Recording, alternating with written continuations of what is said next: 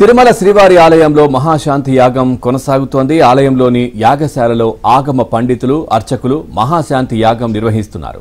కల్తీ నెయ్యి దోషాన్ని పోగొట్టేందుకు టీటీడీ అధికారులు సంప్రోక్షణ కార్యక్రమాన్ని చేపట్టారు. భక్తుల్లో నెలకొన్న ఆందోళన దృష్ట్యా ఆగమ శాస్త్ర పండితులు, పెద్ద జీయంగార్లను సంప్రదించిన తర్వాత సీఎం చంద్రబాబు శ్రీవారి ఆలయంలో ఒకరోజు శాంతి హోమం నిర్వహిస్తే బాగుంటుందని సూచించారు. ఇందులో భాగంగా శాంతి హోమం నిర్వహిస్తున్నారు. ఆలయ పరిసరాలు, లడ్డూ పోటు, లడ్డూ విక్రయించే ప్రాంతాల్లో సంప్రోక్షణ చేశారు.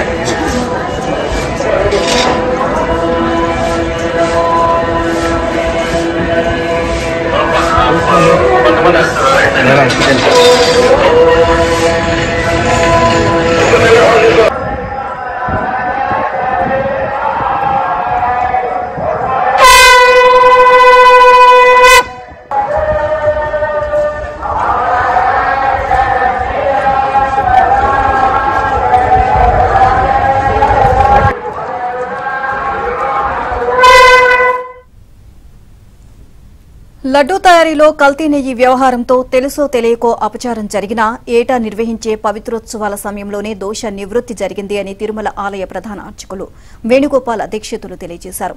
మహాశాంతి హోమంతో మిగిలిన అన్ని దోషాలు పోతాయి అంటున్నారు. తిరుమల లడ్డూను భక్తులు ఎటువంటి సంకోచం లేకుండా స్వీకరించవచ్చు అంటున్న ఆలయ ప్రధాన అర్చకులు వేణుగోపాల్ దీక్షితులతో మా ప్రతినిధి జితేంద్ర ఫేస్ టు ఫేస్. శ్రీవారి మహాప్రసాదమైన నెయ్యిలో కల్తీ నెయ్యి వాడకంతో కోట్లాది మంది భక్తుల మనోభావాలు దెబ్బతినడంతో టీటీడీ ప్రాయశ్చితంగా నేటి ఉదయం నుంచి కూడా శ్రీవారి ఆలయంలో మహాశాంతి హోమాన్ని కూడా నిర్వహిస్తోంది. ఈ హోమాన్ని టీటీడీ ఆగమ సలహాదారుల సూచనతో నిర్వహిస్తోంది. ప్రస్తుతం మనతో పాటు ఆలయ ప్రధాన అర్చకులు వేణుగోపాల్ దీక్షితులు గారు ఉన్నారు. ఆయన అడిగి మరిన్ని వివరాలు తెలుసుకుని ప్రయత్నం చెప్పండి. అసలు ఈ హోమం నిర్వహించడం వల్ల ప్రాయశ్చిత్తం కలుగుతుంది అనుకుంటున్నాం. ఓం నమో వెంకటేశాయ. తిరుమల క్షేత్రంలో మనకి పవిత్రోత్సవాలు ప్రతి ఏటా సంవత్సరజనిత సర్వదోష ప్రాయశ్చిత్తార్థంగానే మనము పవిత్రోత్సవాలు 3 రోజుల పాటు విశేషమైన శాంతి హోమాలు, విశేషమైన పవిత్రాలకంతా కూడా పట్టు పవిత్రాలకి ప్రత్యేకమైన మంత్రాల ద్వారా జప్యాన్ని జరిపి ఆ పవిత్రాలన్నీ కూడా మనం స్వామివారికి, ఇతర ఉపాలయాల్లో ఉన్న దేవతామూర్తులందరికీ వారికి పూజల్లో దోషాలు, ఇతరత్ర ద్రవ్యాలలో నైవేద్యత ప్రాంతాలలో దోషాలు ఇట్లాంటివన్నీ పోవడానికి ఆ పవిత్రోత్సవాలు నిర్వహించాము. పవిత్రోత్సవాలకు ముందుగా మనకి ఈ నెయ్యిని ఆపు చేయడం జరిగిందని మనకు అధికారుల ద్వారా తెలిసింది. కాబట్టి ఆ దోషమంతా కూడా పవిత్రోత్సవాలతో పూర్తి అయినట్టే. కానీ మనకి పవిత్రోత్సవాల తర్వాత ఆ ల్యాబ్ రిపోర్ట్ రావడము, తర్వాత ఆ విషయంలో ఈ జంతు పదార్థాలంతా కూడా దాంట్లో ఏదో కలిసినట్టు రిపోర్ట్ల వల్ల తెలియడము, అదన్నీ సూచనల మేరకు మన గౌరవ ముఖ్యమంత్రి వర్యుల వారి సూచన మేరకు, తర్వాత అధికారుల యొక్క ఈ కలిసిందన్న సూచన మేరకు మనం ఏం చేయాలని ఆలోచించి ఆగమ సలహా మండలి అంతా కూడా విస్తృతంగా సమావేశమయ్యి ఈ కార్యక్రమంలో మనకు పవిత్రోత్సవాల్లో అయిపోయింది కదా, మళ్ళీ ఇప్పుడు ఎట్లా చేయాలా, ఏం చేయాలనే దాన్ని కార్యాచరణ రూపొందించి ఈరోజు ఉదయం నుంచి 6 గంటల నుంచి శాంతి హోమము, పంచగవ్య ప్రోక్షణ, విశేషమైన వాస్తు హోమంతో వాస్తు యొక్క త్రిప్పి ఈ యొక్క పరిసర ప్రాంతాలంతా కూడా శుద్ధి చేసే కార్యక్రమాన్ని నిర్వహించాలని నిర్ణయించడం జరిగింది.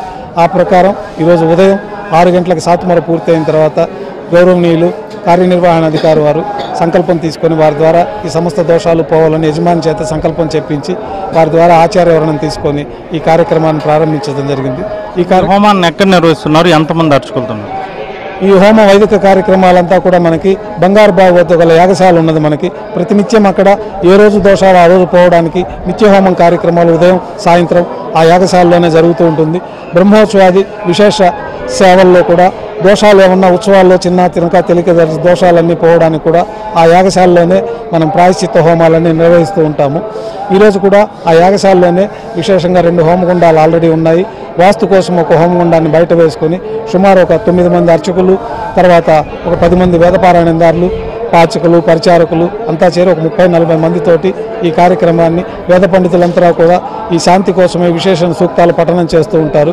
విశేషంగా హోమంలో ఆజ్యాన్ని సమర్పిస్తూ విశేషమైన శాంతి మంత్రాలతోటి ఈ హోమాన్ని నిర్వహిస్తూ ఉన్నారు. ఇప్పుడు వాస్తు హోమం చేసి ఆ వాస్తు పురుషుని యొక్క శక్తి ద్వారా ఆయా ప్రాంతాల్లో ఉన్న దోషాలు, వాడిన ద్రవ్యాలలో ఉన్న దోషాలు, పాత్రలు, ఇతరత్ర పరికరాల్లో ఉన్న దోషాలన్నీ కూడా పోవడానికి మనం వాస్తు చేశాము. పంచగవ్య ప్రోక్షణ కూడా ఆ ప్రాంతాల్లో అంతా అంటే ఆవు పాలు, ఆవు పెరుగు, ఆవు పేడ, ఆవు నెయ్యి, ఆవు మూత్రంని ప్రత్యేకంగా ఆరాధనలు జరిపి మనం విశేష పర్వదినాల్లో ఈ యొక్క పంచగవ్య ఆరాధన, పంచగవ్య స్వీకరణ కూడా ప్రత్యేకంగా ఆగమాల్లో చెప్పబడింది. దేహశుద్ధి కోసమే కూడా ఈ పంచగవ్యాలని మనం పవిత్రోత్సవాల సమయంలో, బ్రహ్మోత్సవాల సమయంలో కూడా ఈ పంచగవ్యాలని మనం తీసుకుంటాం తీర్థంలాగా. అట్లాంటి పవిత్రమైన పంచగవ్యాలకు ప్రత్యేకమైన ఆరాధనలు చేసి ఆయా ప్రాంతాల్లో అంతా కూడా ప్రోక్షణ చేయడం జరిగింది. దీనివల్ల ఎక్కడ ఏ ప్రాంతాల్లో ఏ మాత్రం చిన్న దోషం ఉన్నా ఆగమ శాస్త్రాల్లో చెప్పబడిన విధంగా సమస్త దోషాలు కూడా పరిహారం అయిపోయి అంతా శుద్ధి కార్యక్రమాన్ని ఈరోజు నిర్వహించడం జరుగుతూ ఉన్నది. ఈ ఘటన జరిగిన తర్వాత కోట్లాది మంది భక్తుల మనోభావాలు కూడా దెబ్బతిన్నట్టు పరిస్థితుంది. ప్రధాన అర్చకులుగా మీరు భక్తులకి ఎలాంటి విజ్ఞాపన చేస్తారు? ఈ హోమం నిర్వహించిన తర్వాత ఆ దోషం అంతా కూడా పోయిందన్న మనకి చెలిక జరిగిన దోషాలకు ఎట్లాంటి దోషం ఉండదనేది ఆగమ శాస్త్రాల ద్వారా తెలుస్తున్నది. మనకు పవిత్రోత్సవాల ముందే నెయ్యిని ఆపేశారన్నది ఇప్పుడు తెలిసింది. ఆ పవిత్రోత్సవాల ముందే ఈ యొక్క కల్తీ జరగడం అనేది నిర్ధారణ మనకి అధికారుల ద్వారా ఇప్పుడు మనకు ఒక 4-5 రోజుల క్రితం తెలిసింది. కాబట్టి తెలియక తెలిసిన దోషాలన్నీ కూడా పవిత్రోత్సవాల్లో పరిసమాప్తం అయిపోతాయి. అయినా కానీ మనకి ఇప్పుడు తెలిసింది కాబట్టి ఈ యొక్క కార్యక్రమ నిర్వహణతోటి ఇంకెక్కడన్నా కొంచెం తెలిసి తెలియక ఉండే దోషాలన్నీ కూడా పూర్తిగా తొలగిపోతాయి. పవిత్రోత్సవాల్లో ఆ యొక్క ప్రత్యేకమైన కార్యక్రమాల వల్ల ఈ లడ్డూ ప్రసాదంలో ఏర్పడిన ఈ దోషాలన్నీ కూడా పోతాయి. కాబట్టి భక్తులు కానీ, యాత్రికులు కానీ, ప్రసాదం స్వీకరించిన వారు కానీ వేరే విధంగా బాధపడాల్సిన అవసరం లేదు. స్వామివారి అనుగ్రహంతో ఈ పవిత్రమైన పవిత్రోత్సవాల నిర్వహణతోటి ఆ దోషాలన్నీ పోయినాయి. అయినా ఇంకా ఎక్కడన్నా అటువంటి ప్రదేశంలో, ప్రాంతాలలో ఈ యొక్క దోషం సంబంధించిన ద్రవ్యాలు ఉన్నాయేమో అని మనం ఈ కార్యక్రమాన్ని నిర్వహించడం జరిగింది. ఎటువంటి ఆందోళన చెందవలసిన పని లేదు. భక్తులందరూ కూడా పవిత్రమైన లడ్డు ఎప్పుడు పవిత్రంగానే, ఎందుకంటే స్వామివారికి నివేదించిన తర్వాత అది పవిత్రం అయిపోతుంది. దానికి ముందు జరిగిన ద్రవ్య లోపాలన్నీ కూడా పవిత్రోత్సవాలతోటి అది పవిత్రం అయిపోయి ఉంటుంది. కాబట్టి మనం ఆందోళన చెందకుండా స్వామివారిని ధ్యానం చేసుకొని ఒకసారి కావాలంటే అందరూ కాయేన వాచ మనసేంద్రియ బుద్ధ్యాత్మనావ ప్రకృతే స్వభావాత్ కరోమి సకలం పరస్పై నారాయణేతి సమర్పయామని స్వామివారికి ఒక క్షమామంత్రం చెప్పుకొని ఇంకేదన్నా వారికి అనుమానం ఉంటే అష్టాక్షరి మంత్రాన్ని ఓం నమో నారాయణాయ నమః అనే దాన్ని 108 సార్లు కానీ 1008 సార్లు కానీ వారి స్వగృహాల్లో స్వామివారి ముందు దీపారాధన చేసి పఠించుకుంటే మనకు తెలియకుండా ఇట్లాంటిది ఏమన్నా మన కడుపులోకి పోయి మనకేమన్నా అపవిత్రమయ్యామనే ఈ యొక్క భావన ఉన్న వాళ్ళందరూ కూడా ఈ యొక్క నారాయణ మంత్రాన్ని జపం చేసుకోవచ్చు. గత నెలలో జరిగినటువంటి పవిత్రోత్సవాల సమయంలోనే శ్రీవారి ఆలయంలో జరిగినటువంటి ఘటనకు సంబంధించి దోషాలన్నీ కూడా పోయాయని, అయితే ప్రస్తుతం భక్తులు ఆందోళన చెందుతున్న నేపథ్యంలోనే ఈ హోమాన్ని కూడా నిర్వహిస్తున్నామని, ఈ హోమం నిర్వహణతో పూర్తిగా ప్రాయశ్చిత్తం కలిగిందని, భక్తులు ఎలాంటి ఆందోళన చెందాల్సిన అవసరం లేదని, స్వామివారి దర్శనానికి వచ్చి స్వామివారి ప్రసాదాన్ని కూడా నిర్భయంగా స్వీకరించవచ్చని, స్వామివారికి నివేదించే సమయంలోనే ఏదైనా దోషాలుంటే కూడా అంతా పోయి ఆ ప్రసాదం కూడా పవిత్రంగా కూడా అవుతుందని చెప్పి కూడా శ్రీవారి ఆలయ ప్రధాన అర్చకులు వేణుగోపాల్ దీక్షలు చెప్తున్నటువంటి పరిస్థితి ఉంది. వీడియో జర్నలిస్ట్ లోకేష్తో జితేంద్ర కుమార్, ఏబిఎన్ ఆంధ్రజ్యోతి, తిరుమల.